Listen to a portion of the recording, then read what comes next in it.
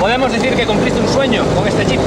Eh oui, j'ai réalisé mon rêve de gosse, depuis que j'étais tout petit, j'avais toujours rêvé d'en avoir une, parce que c'était le 4x4 qui est rentré dans la légende, la première voiture qui permettait d'aller sur la route et dans les chemins, donc développée pour l'armée américaine pendant la Seconde Guerre mondiale.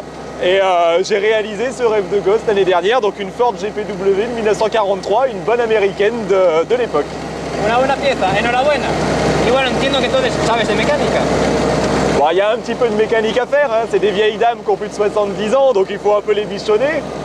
Bon, après, il n'y a pas d'électronique, c'est relativement simple comme mécanique, donc j'y connaissais absolument rien au départ. Et puis petit à petit, j'ai appris, quand il y a un problème, on répare, on regarde sur internet, on appelle les copains pour venir nous aider, et finalement, c'est amplement faisable. Bueno, que sepáis que aquí donde lo veis, Bertrand no es de Normandía. Non, je suis pas de Normandie. ¿De dónde eres? Je suis de Poitiers, donc un peu plus au sud de la France, 500 km au sud. Il fait un peu plus chaud, mais depuis tout petit, depuis la première fois que mes parents m'avaient emmené en Normandie en 1994 pour le 50e anniversaire du débarquement, j'ai toujours rêvé de revenir ici. Et donc j'ai vécu ma passion d'abord à Poitiers, et il y a 4 ans, donc j'ai décidé d'emménager pour venir vivre de cette passion tous les jours, respirer ce bon air de liberté, rencontrer des vétérans, voir des musées, des monuments, faire des découvertes. Et donc ça y est, je croque ma passion à pleines dents sur le terrain, donc depuis quelques années désormais. Así que lo dejó todo por su pasión, por tu pasión. Ah bah j'ai absolument tout pour ma passion, hein. Je travaillais dans les musées, la Jeep, je collectionne des objets de cette époque-là. J'ai fait énormément de rencontres, aussi bien avec des Français qu'avec des Américains, des Anglais, des Alliés, durant toutes ces années. Et je ne suis pas le seul, je partage cette passion donc tous les jours avec d'autres passionnés. Y dime, ¿tu familia y tus amigos entienden lo que has hecho de venir aquí?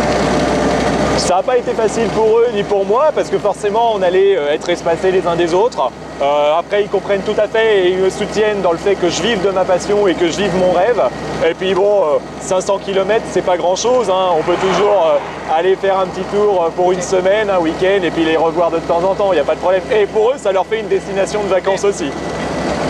Bueno, y Bertrand, tienes una página de Facebook, ¿verdad? ¿Cómo se llama? Elle s'appelle Normandie 1944, suivez le guide, follow the guide pour les anglophones. Bueno, ahí nos vas contando poco a poco tus experiencias aquí en Normandía, que creo que son muchas.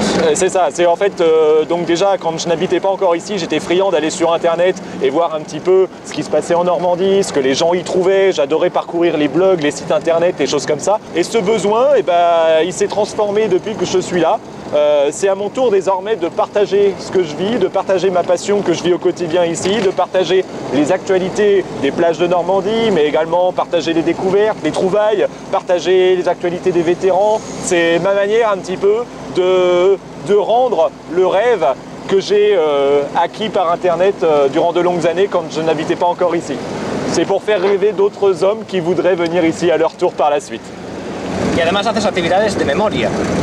Effectivement, donc ça ne s'arrête pas à une page Facebook, je réalise également donc d'autres choses, c'est-à-dire que par exemple, des fois on peut aller fleurir des tombes dans les cimetières alliés, on peut également donc des tombes de personnes parce qu'on connaît de la famille de cet homme qui est décédé ou parce qu'on possède des objets ayant appartenu à cet homme qui sont nominatifs ou matriculés. Et puis on a l'histoire de soldats derrière tout ça.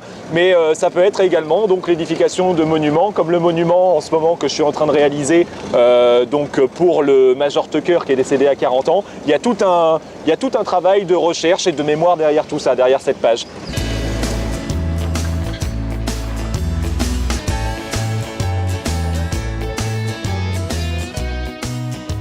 Cuéntanos, Bertrand, ¿por qué estamos aquí?